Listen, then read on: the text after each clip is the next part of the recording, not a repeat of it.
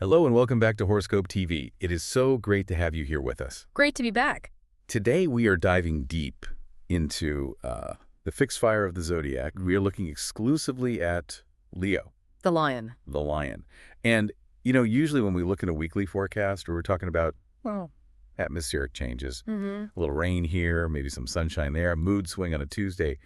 But looking at the astrological data you've pulled for this week, for February 9th through February 15th, 2026.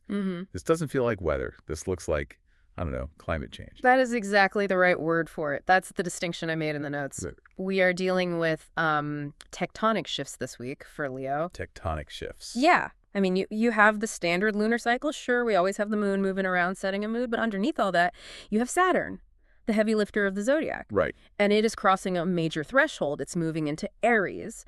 And that is, that's a generational marker. That is not something that happens every month or even every year. And it's so interesting you use the word threshold, because for Leo, this is all happening in their ninth house. Exactly. So we aren't just talking about their job or their money. We are talking about their entire worldview. The very lens. The literal lens through which they see reality is being, I don't know, taken off and replaced. It feels like the stakes are incredibly high this week. Precisely. If you're a Leo, or, if you have a Leo in your life, the version of them that exists on Monday, February 9th, might look and feel fundamentally different by Sunday the 15th. Wow. It's because we have a convergence of three very distinct, very powerful narratives playing out. First, a healing crisis involving the Sun and Chiron. Okay. Second, a really deep dive into intimacy and power with Venus moving into the 8th house. And then sort of the main event, this massive structural renovation of their belief systems. And that's all thanks to Saturn. It's a lot to unpack. Okay. It really is. We've got the breakdown of the ego, the renovation of personal philosophy, and the testing of the heart all in 1 week. All in 7 days. So before we get into the day-by-day analysis, let's start with the headline. If you had to distill this chaotic, powerful mix into a single directive for our Leo listeners, what's the mission statement for this week? The headline is Transformation and Expanding Horizons. Okay, I like that. But I want to be really specific about what expanding horizons means here. It's not just, booking a vacation or trying a new restaurant. Right, it's not superficial. No, the theme is more like transformation through structural truth.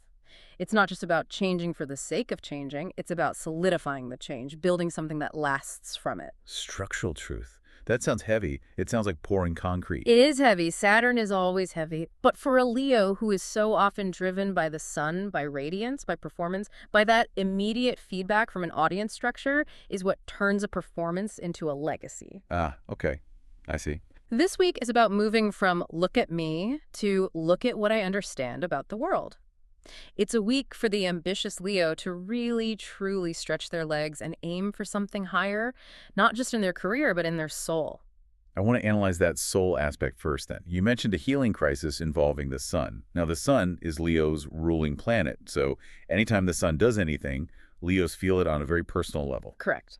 The sun is everything to a Leo. It represents their core essence, their vitality, their ego, their life force. And on Thursday, February 12th, we have very precise alignment happening. We do. The sun forms a sextile with Chiron. Chiron, the wounded healer. Yes. For anyone who doesn't know, in mythology, Chiron was this brilliant centaur, a master teacher and healer. Right. But he had this one incurable wound. So he could heal everyone but himself. Exactly. And in astrology, Chiron represents that tender spot in our psyche, that place where we feel we aren't enough or where we carry a persistent old pain. So on Thursday, the sun, which is Leo's identity, their bride, is essentially shaking hands with this point of deep, deep vulnerability. That seems like a conflict of interest, doesn't it? Oh, absolutely. Leo is about pride. Chiron is about the humility of being wounded. It is a conflict, but it's a productive one. That's the key. The sextile is a harmonious aspect. It's an opportunity. It means the energy is available if you choose to reach for it. Okay. It represents a moment of vulnerability as strength. Now, for a Leo, this is a very difficult concept. Leos are the performers of the zodiac. They carry the archetype of the monarch, the king, the queen. Right. A queen doesn't show her wounds to the court. She has to project strength at all times. Exactly. If you show a crack in the armor, you look weak. That's the fear. But this transit is flipping the script on that. It's saying your real power this week doesn't come from pretending you're perfect. It comes from owning your story, including the parts that hurt. So let's simulate this. Let's make it practical. If I'm a Leo and I go into work on Thursday, what does this actually look like? Am I going to have a breakdown in the middle of a meeting? It's deeper than a breakdown. It's a breakthrough in your defense mechanisms. So let's say a colleague offers you some constructive criticism on a project. Okay. The standard Leo reaction, the shadow Leo reaction, is to roar back, to get defensive, to say, how dare you? I know exactly what I'm doing. That's the ego protecting the wound. Right, that fragile spot. But with the sun sextile Chiron, what happens instead? The sun illuminates the wound and basically says, it's okay, this isn't an attack. So instead of roaring, the Leo might take a breath and say something like, you know what? You're right. I struggled with that part of the project. Thank you for pointing that out. That is a massive shift in posture, from defensiveness to openness. It is huge. It completely transforms the interaction from a power struggle into a moment of connection, of collaboration. And on a deeper level, it heals a specific part of the ego that was likely hurt a long, long time ago. Maybe a childhood memory of being criticized unfairly by a teacher or a parent. So by accepting a small imperfection now, in the present, you're actually healing the child who felt they had to be perfect back then. You've got it. It's this quiet, powerful confidence that says, I am big enough to handle my own flaws. I don't need to be perfect to be worthy. Wow. And that emotional clearing, that's absolutely essential because look what happens just 2 days later. We hit the weekend. It's Valentine's Day, Saturday, February 14th. And this is where that tectonic plate really shifts. Saturn enters the Leo's 9th house. Okay, let's really drill down on this one because this is the big one. Saturn moving signs is a roughly 2.5 to 3 year event. It's a huge deal. Saturn is the taskmaster, the lord of karma. And it's moving into the 9th house, which governs what exactly? Remind us. The 9th house is the sector of the higher mind. It rules philosophy, higher education, foreign cultures, long-distance travel, publishing, law, and religion. It's the house of the ultimate truth. It's where we go to find God or meaning or just the big picture. So we have Saturn, which is all about restriction, structure, discipline, entering the house of expansion. That sounds like a paradox. How can you restrict expansion? That is the million-dollar question for Leo for the next few years, and it all starts this week. Saturn doesn't restrict the potential for expansion. It restricts the method of expansion. Okay, so it's about the how. It's all about the how. Saturn says, you want to climb the mountain to find the guru? Fine, but you aren't flying a helicopter to the top. You are going to walk, and you're going to pack your own gear, and you're going to map the route meticulously before you take the first step. So it's the difference between being a tourist and being an explorer. Perfect analogy. A tourist dabbles, you know. They read a blog post about stoicism. They take a weekend workshop on mindfulness. Saturn in the 9th house says, no more tourism in the world of ideas. Your dabbling days are over. They are. This is a time where Leos are becoming incredibly serious about their life philosophy. This isn't about collecting interesting trivia. This is about foundational learning, building a worldview brick by brick. So we might actually see Leos deciding to go back to school. Absolutely, but probably not for a fun elective. We're talking about committing to a master's degree, a PhD, or a really rigorous certification process that will advance their authority in their field. And what about spiritually? On a spiritual level, it's the shift from I meditate when I feel like it to I am joining a sangha, I'm finding a teacher, and I am committing to a daily practice at 5 a.m. no matter what. It really sounds like a maturation of the mind, a growing up of one's beliefs.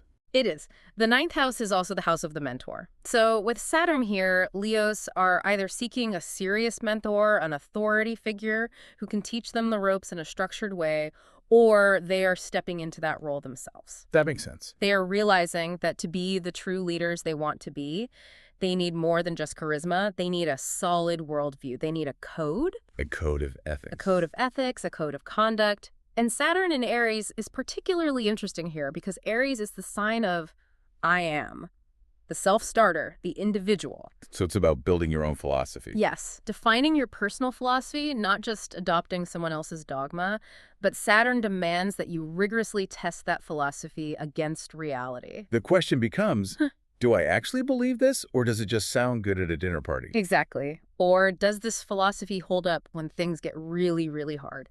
That is the Saturn test. So, expect your Leo friends to be a little less fun and games in their conversations this weekend and a little more intense. They're asking the big questions. I love that image, though. Paving the road to your own horizon, brick by brick. Very powerful. It is. Now, moving from the mind and the spirit, let's talk about the vessel that carries it all, the body. Health and wellness this week. Right, the physical vitality. This is a huge part of the forecast, and it's a bit of a journey. The week starts on Monday, February 9th with the moon. What's the lunar data telling us? We begin the week with a last quarter moon in Scorpio. Oof, Scorpio moon, that is usually heavy. It is always intense. Scorpio is a water sign, and it deals with deep emotions, secrets, power, and purging, releasing. And the last quarter phase is about letting go. It is. It's a crisis of consciousness in action. It's a time of release. It's like shedding a skin before the new moon cycle can begin. It's about clearing out the old to make way for the new. So Monday might feel physically heavy, like literally tired. It might feel draining. I would tell listeners not to be surprised if they wake up on Monday feeling like their batteries are at 40%, even after a full night's sleep. And why is that? Is it just psychosomatic, or is there a physical reason? Well, emotions are physiological events. We often forget that. Processing grief, letting go of an old grudge, or just clearing out psychic clutter, which is exactly what a Scorpio moon demands. It burns calories. It consumes nervous system energy. It's real work. So if a Leo wakes up Monday feeling like they're wading through mud, the advice isn't to force it, not to just power through. Definitely not. Please, do not just chug 3 espressos and pretend you feel fine. That is the ego talking. The body's trying to tell you something. It's saying, I'm cleaning house. Please let me rest while I do it. It's a renewal process. It is. Yeah. And if you allow that purge to happen on Monday and Tuesday, if you give yourself that space, you will feel significantly lighter and clearer by the time we get to that healing Sun Chiron aspect on Thursday. It's the detox before you start the new diet. Exactly. And speaking of vitality, remember that Saturn move on Saturday? The big one? Yeah. It has a major physical component, too. Saturn is moving into Aries. And Aries is a fire sign. Leo is a fire sign. Bingo. This forms a trine aspect between Saturn and a Leo sun. It's a harmonious, easy flow of energy. So what does that mean? Saturn in Aries is structured fire. It's disciplined energy.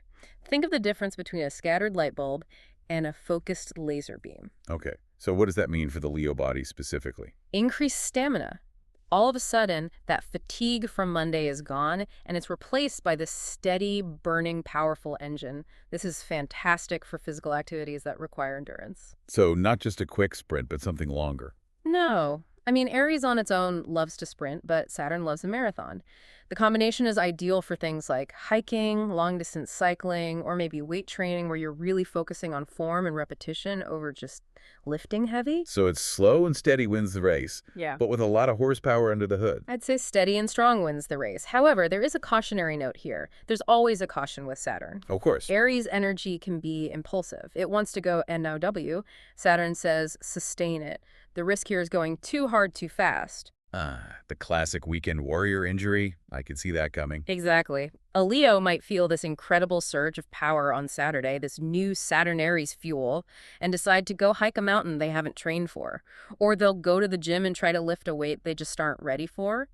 The enthusiasm might outpace the body's actual readiness. Yeah, and the data points to specific body parts to be careful with, right? Yes. For this week, the transits highlight a particular sensitivity in the lower back and the thighs. The lower back makes sense with Saturn, the spine, the structure of the body. It does. It often correlates with that struggle between sitting still, Saturn restriction, and wanting to move, Aries action.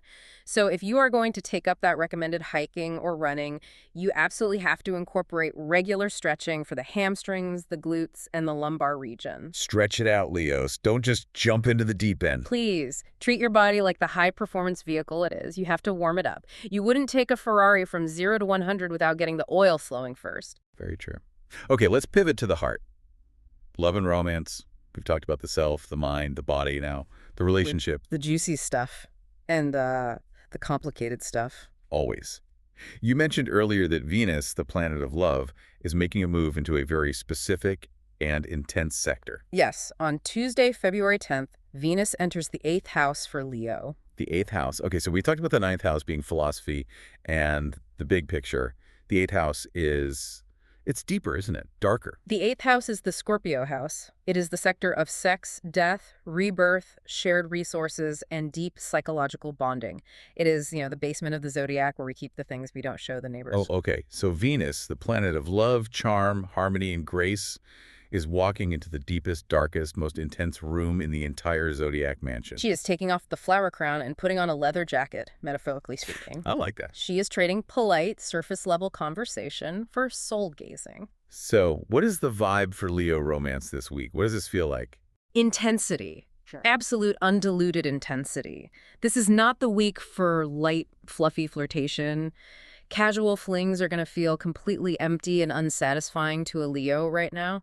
So see right through it. They'll be so dissatisfied with surface-level interaction. If you're on a date with a Leo this week, chatting about the weather isn't going to cut it. So what do you talk about? You ask them about their greatest fears. You ask them what they think happens after we die. Ask them what they're most passionate about. And I mean what keeps you up at night, passionate.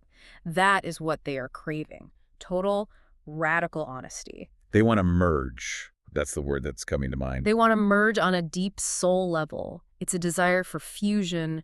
The feeling is, I want to know you and I want you to know me, warts and all. It's an all or nothing transit. So the normal social mask comes up. It dissolves. Leos are naturally warm and social, but under this transit, they develop a kind of X-ray vision. They aren't just listening to what you're saying. They are listening to why you're saying it. They're feeling for the truth behind the words. That sounds incredibly romantic, but also incredibly high stakes. It feels like there is zero room for error. It is high stakes. And that brings us to the shadow side of the week, emotionally. Because when you play for high stakes, the losses can be bigger and the conflicts can be more explosive. And that's happening on Sunday, February 15th, right? Venus forms a harsh square aspect with Lilith. Now, Lilith is a name that conjures up some pretty wild imagery. Lilith represents the wild, untamed feminine. In astrology, she represents the part of us that refuses to be submissive, the part that was exiled from the garden. But she can also represent jealousy, rage, and the rejected parts of our psyche, the parts of us we were told were too much or not appropriate. And Venus, the planet of harmony and relating, is squaring off against this rebellious, potentially volatile energy. Correct. So you have a clash between, I want us to get along and merge beautifully, Venus in the 8th, and I refuse to compromise my wild, authentic self, Lilith. For Leo, this often manifests as a power struggle over the narrative of the relationship. What does that look like in a real argument between a couple? It looks like issues around control and jealousy. Where were you? Who were you talking to? Why did you like that person's photo? It's possessiveness. The 8th house wants to possess the partner completely, and Lilith can get really nasty if she feels threatened, controlled, or disrespected. So for established couples, Sunday might be a real danger zone for a big fight. It could be. Let's say a Leo feels their partner is being secretive, which is a huge 8th house trigger. The Venus response would be to try and seduce the secret out of them, to connect. Right. The Lilith response is to burn the house down to find it. The square aspect creates a snap reaction. If you won't let me in willingly, I will destroy the wall between us. That is really intense. So the advice for the listener isn't just don't fight, it's check your motivation. Exactly. Ask yourself, are you trying to connect or are you trying to conquer? Notice when that urge to control your partner rises up. That is the Lilith shadow. And for the single Leos out there, what does this combination look like for them? For singles, with Venus in the 8th and Lilith active, you might find yourself attracting someone mysterious. The mysterious and brooding type. The classic bad boy or femme fatale. Exactly that archetype, the dangerous lover. Someone who seems to have a lot of depth and a hidden side. And that can be incredibly magnetic. But the warning here is, you need to ensure the mystery isn't just hiding dark secrets. Right. Sometimes people are mysterious because they're deep thinkers, and sometimes they're mysterious because they're hiding a second family or a mountain of undisclosed debt. Or they're just emotionally unavailable and the mystery's just a void. Right. So the advice is, trust takes time. The 8th house urge is to merge immediately, to dive headfirst into the deep end on the first date. But with Lilith in the mix, you need to keep your wits about you. Don't rush the process. Let people reveal who they truly are over time, not just who you want them to be. So enjoy the depth, but maybe keep one foot on the ground, at least for a little while. Yes. Okay, let's shift gears again. We've done love, now let's do labor, career, and ambition. Leos are natural leaders. They are ambitious by nature. What is the forecast for their professional life this week? You know, the career itself looks pretty steady. I don't see any massive disruptions in the data, like losing a job or a sudden company change, but the motivation behind the work is changing profoundly. And this ties back to that Saturn in the ninth house influence, I'm guessing. 100%. Leos are starting to think about the ethics and the meaning behind their labor. So it's not just about the paycheck anymore. We're getting the corner office. No. And for Leo, it's often about the applause or the recognition, that look at what I achieved feeling. But this week, the internal monologue starts to shift to something more like, does this work actually matter? Is it doing good in the world? Is it aligned with my truth? That's a huge shift from success to significance. That's a beautiful way to put it. And with Saturn in Aries, which we mentioned earlier, there's a specific archetype emerging for Leo in the workplace. Which is? The teacher or the mentor. Interesting. So they're stepping up to guide others. Yes. Saturn represents accumulated wisdom. Aries represents initiation and leadership. Leos have gathered a lot of experience over the years, and now the planets are asking them to share it.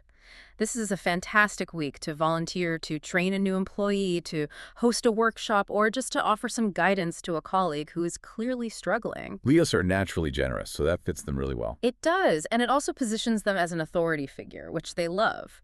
But there is one specific, tricky obstacle to watch out for at the end of the week. Uh-oh, what is it? It happens on Sunday, February 15th. Astrologically, we have a condition called malefic besieged. Malefic besieged. That sounds like a heavy metal band. Or some kind of medieval torture device. It does sound dramatic, and, ancient astrologers certainly viewed it that way. I want to drill down on this because it's a bit technical, but really important for Leos to understand. Okay, break it down for me. An enclosure or siege happens when a planet, in this case it's likely to be Mercury, which governs communication and contracts, is physically trapped in the sky between two bad planets, the malefics, which are Mars and Saturn. So it's literally caught between a rock and a hard place. It's in a hallway with a bully at one end and a locked door at the other. And because this is happening in a sector related to Leo's career and public reputation, the feeling is, I cannot move backward and I cannot move forward. It's a feeling of being stuck. And usually, the Leo instinct when they feel trapped is to roar, to force a path through. Which is exactly what creates the disaster during an enclosure. If you push against the wall during a siege, you just exhaust yourself and make things worse. The ancient astrologers were very clear on this. Bonification, a good condition, means it's time for action. Maltreatment, a bad condition like this, means it's time for stillness. So if a Leo listener is looking at a big contract negotiation on Sunday, or maybe a legal filing or a project launch, do not sign, do not file, do not launch. If you send that critical email on Sunday under this enclosure, it will likely be misinterpreted, lost in a server, or even used against you later. The malefic energy taints the intent of the communication. So what's the strategy? Just patience. The mantra is, wait a few days, that's it. This blockage is temporary. It is like a storm passing through. Just wait it out, don't make any major moves. And what should they do while they wait? Just sit on their hands. Use the stall productively. If the contract is delayed, great. Read it again and you'll probably find a mistake. If the publishing date for your article is pushed back, edit the text one more time. Use the delay to ensure that the wisdom we talked about earlier is actually accurate. Turn the frustration into refinement. That's great advice. Moving on to resources, money and finance. We talked about Venus in the 8th house for love, but the 8th house is also about money, isn't it? It absolutely is. It's the house of other people's money. OPM. Right. So the 2nd house is your own wallet. The 8th house is the bank's vault, the tax office, your partner's income. Exactly. The 8th house covers the taxman, inheritances, the spouse's income, loans, grants, and investments. So with Venus, the planet of attraction and money, in that sector, what does it mean for Leo's finances? It's actually a very beneficial transit for money. Leos might find they benefit from a partner's success this week. Maybe their spouse gets a bonus, which benefits the whole household. Or perhaps a loan application they submitted finally gets approved. A grant could come through. So it's about money coming in from outside sources, not just their own paycheck. Yes. It's also a fantastic time to review joint investments or to have a conversation about shared finances. Venus smooths out the process. If you need to negotiate a debt or talk to a financial advisor, this is the week to do it. The energy is favorable. But we also have Saturn involved in the financial picture, right? The great taskmaster. Saturn is always involved when we talk about long-term security. With Saturn entering Aries and that 9th house, there's a new requirement for discipline regarding long-term planning, specifically for expenses related to that 9th house growth we discussed. So going back to school costs money. Taking that spiritual pilgrimage or that big trip costs money. Exactly. Saturn is saying, yes, do these things. Go get that degree. It's the right move. but you must have a plan to pay for it. Do not just put it on a credit card and hope for the best. No gambling with your security. Absolutely no gambling. Conservative financial management is the key. Saturn rewards the planner, not the gambler. Make a budget for your dreams. And there's a specific task for Monday, right? Connected to that Scorpio moon we started with. Yes, that last quarter moon on February 9th. We said it's a cleanup energy for the body and the emotions. It is also a fantastic cleanup energy for the wallet. The financial detox. It's the perfect day to pay off a bill that has been nagging you. Close that subscription account you haven't used in 6 months. Well, we all have at least one of those. We do. Cancel the gym membership you never actually use. Clean up your financial house. The psychological benefit of hitting pay or cancel on Monday will be disproportionately high. It will give you peace of mind to focus on the much bigger themes of the week. There's nothing quite like the feeling of a zero balance on a credit card. It's freedom. Okay, we have covered the heavy-hitting topics. Now let's get into some of the fun data details. The luck factor. These are the specific vibrations our Leo listeners can use to align themselves with the positive universal energies this week. I love this part. It's practical magic. It really is. Let's start with the palette of the week. What color should Leos be wearing or visualizing to get in the zone? The color for Leo this week is gold. Classic Leo, of course. It is, but there's a very specific reason for it this week.